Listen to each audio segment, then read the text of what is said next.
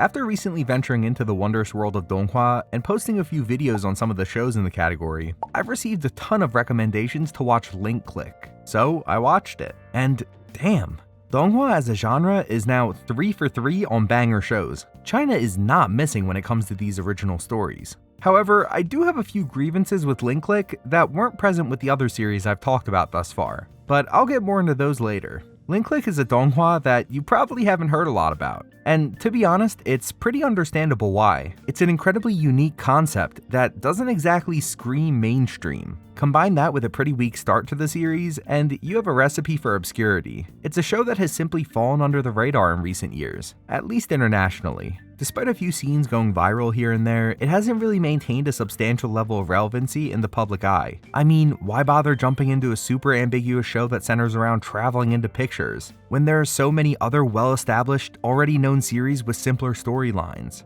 Well, I'll tell you why. Because the way this show builds up to what becomes the overarching storyline is captivating in a way that other productions simply cannot compete with. But before I get too into that, let me give you a little rundown on what Link Click Season 1 is all about.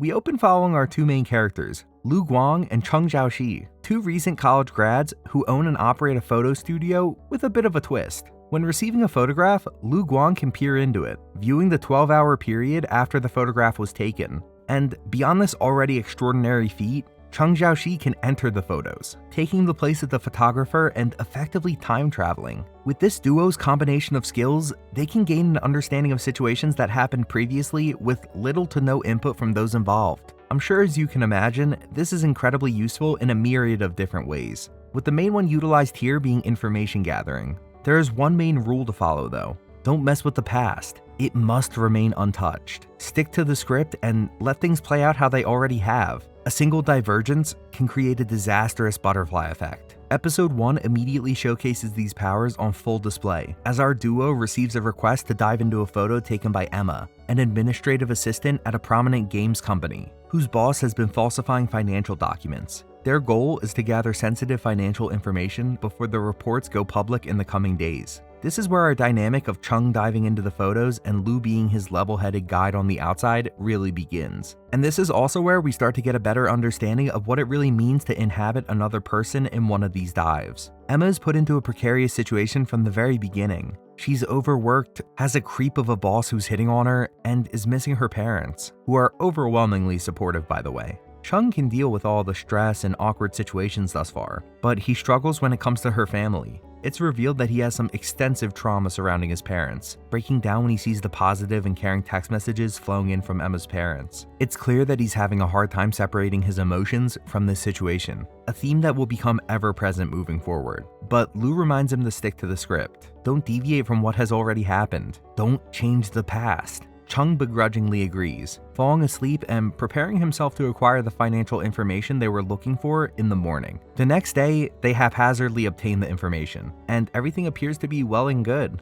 The job is complete, the company has been exposed, and their anonymous client is happy. Most importantly, the future has remained intact, and everything played out as originally expected. Well, not quite actually. Remember when Emma was getting flooded with those supportive messages from her parents? Cheng actually responded back with a simple message about how he misses them, clearly letting his feelings seep in. This causes a chain reaction. Emma sees this message and realizes just how much she's been missing her parents since moving to the city. She decides to go pay them a spontaneous visit. On her way to the train, she ends up running into a stranger who offers her a ride. The next time we see her is on Lu Guang's phone. Emma has died. She was murdered. Something as small as a single text caused a chain reaction that ended Emma's life. And Cheng doesn't even know it happened. And that's an introduction to Link Click.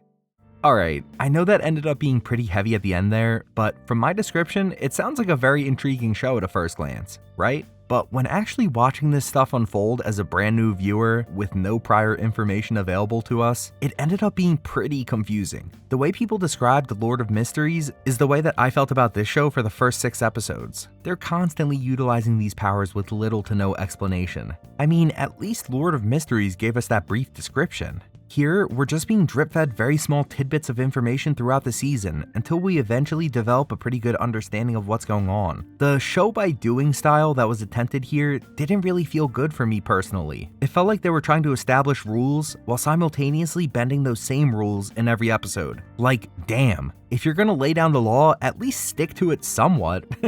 But by the midpoint of the season, everything really comes together in a way that's truly incredible. All of these factors that have been put into play finally start to feel like they make sense, and we start getting some plot points that are so good. Link Click tackles complex emotions and situations in a way that makes you truly sympathize with the individuals involved. The same situations are being viewed from many different perspectives, and it really draws attention to how minute changes can make a big impact, whether that be in your viewpoint or in the actions themselves. At a minimum, Link Click is a very unique show with a great art style and an extremely compelling premise. The initial episodes frankly lack that factor that really draws you in. You may be left feeling confused. I mean, they don't even really establish the overarching plot until way later in the season. But if you persevere through that initial lull, you'll find out why the show is incredibly loved. It's a fantastic viewing experience that I can't recommend enough. So do yourself a favor and check it out. You won't regret it.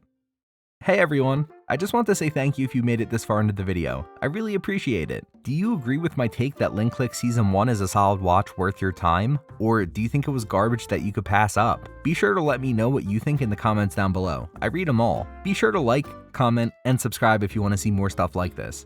And as always, have a great day.